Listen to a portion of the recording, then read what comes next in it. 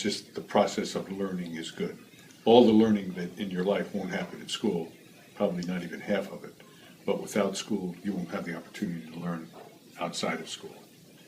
And that would be number one. And number two, to my 16-year-old self, would be don't give in to peer pressure. Don't think you have to be with the cool kids or the athletes or whatever group it happens to be that's the in group in your school. Be who you are, be yourself, be comfortable inside yourself. Don't try to be someone else. Being happy with yourself, being happy with who you are, looking in the mirror and loving the person that looks back at you. I'm a treadmill runner. I run every morning at 4 o'clock. And I run long. And people say, don't you get bored? I said, no, I watch television. I said, how can I get bored? I'm with my favorite person. So I really like me. And I'm not conceited. Believe me, I have nothing to be conceited about. But I like who I am. I like who I've become. I have no secrets. I'm an open book. I think you have to be happy with yourself. That's success. And it's got nothing to do with money. Warren Buffett says when he's hiring people, he looks for three things. Looks for people who are very smart. Looks for people who have tremendous, who work very hard and have a tremendous amount of integrity. Mm. And if they don't have the third, the first two will kill you. So if you don't have integrity, being smart and working hard will kill you. I look for the same things. I look for people who work hard, are very smart, and have integrity. And when we interview, we go right to the integrity thing all the time. I ask them if they're nice people, I ask them if they're honest, and I explain to them that when you come to work here, that we are very tolerant of an honest mistake. We have zero tolerance for a dishonest one. If you steal 5 cents, if you lie, you don't work here anymore. It doesn't matter who you are. To be the highest paid anchor or the lowest paid clerical person. Just don't work here anymore. There's no second chance on a dishonest mistake. You could lose $1 million, and that's okay. You can't do it too many times because then we have a different problem. Then you're just stupid. But no one got in trouble for making an honest mistake around here. Make the same one a couple of times, that's a different issue. Everybody understands. Everybody who works here understands the rules. The other thing we'd say here is if you want to do well, you have to do good. That's our saying. We do very well, and so we do a lot of good. And we know if we stop doing good, we won't do very well. But growing up, I didn't do a lot of good because we didn't have any money when I was growing up. My parents were not very charitable. I don't know if they wanted to be, but they couldn't be. And both my parents worked, and they worked hard and they worked long. So they didn't work in the community and do the things that I do. So if nothing else, they taught me values.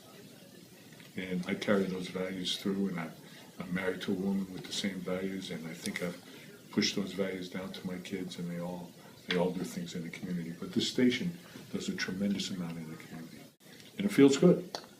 I feel better when I've done something good in the community than I do when we make budget or get a big sale. I really thought I'd end up working in a deli or doing the gas station, and that's what I would be for the rest of my life. And that didn't bother me, because I knew if I worked at a deli, I'd be the best person at that deli or the best person at that gas station or whatever it was. I always knew I was going to be okay, that I would enjoy doing whatever I was doing. But I didn't know that it would be this good. I really have it made, but I worked hard to get here. But I've been doing it a long time. And I'm doing exactly what I want to do. If I had to do it all over again, this is what I'd be doing, running a television station.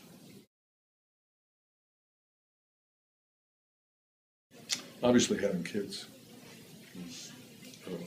each one of those was a milestone. I worried about every one of them. Every time I changed a job, I worried.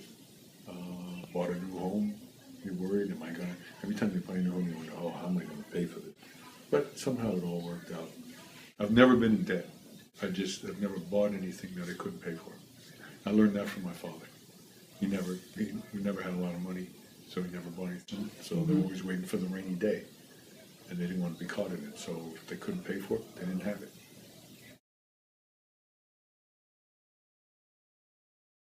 Hard work,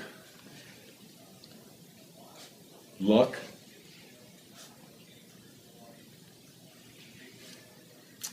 and a family willing to follow me around the country.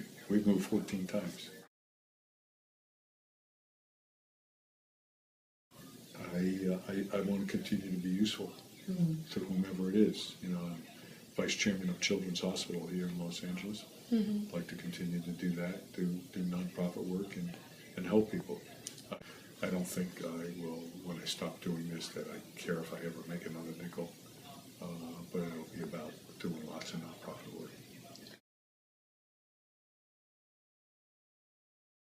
I don't lie, cheat, and steal. I just don't. Yeah. If my boss asks me a question and I know that she's not going to like the answer, I just tell her anyway. You know, this is the way it is. And you never get in trouble for being honest. You never get in trouble for being ethical. And if you do, you're with the wrong people anyway. It's not worth it.